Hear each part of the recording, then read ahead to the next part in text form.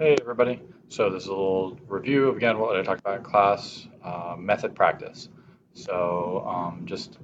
Here's your main method, right? This is everything the main stuff that's going to happen. We have this print hello with the parameter, the actual parameter Alice. We look back. What does it mean to print hello? We look at this. Here's the method definition. Right? We call the method up here, but then we define the method down here. So print hello. What does it mean? It's going to take a string name. That's good. That's what we gave it. It's going to take that variable and place it in here, and then print out hello plus name and the exclamation point. Let's run it just to see that first line. Oh, and we'll see that,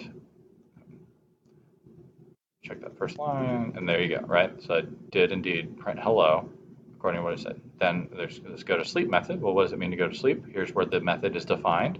What does it mean to go to sleep? Let's just print out, I'm so tired, and so I was, a little snore.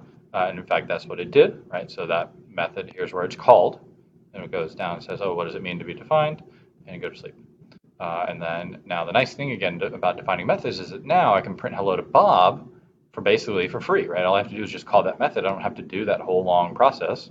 And you could imagine, what if there's like 10 things that it meant to do any of these given methods? Uh, and there you go, right? So in fact, it did it properly, right? It said hello Bob properly. And then it said go to sleep again.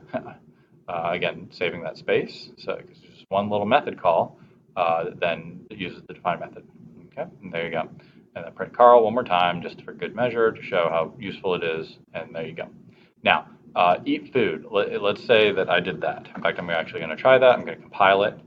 And there's an error. Well, why? Well, this is giving an error because that method is called, right? But it's not defined. Nowhere in this class have we defined that method. Right? We have the wake up method, we have the go to sleep method, but in between, if wanted to eat food, well, we haven't defined what that means for that method. So that's why there's an error.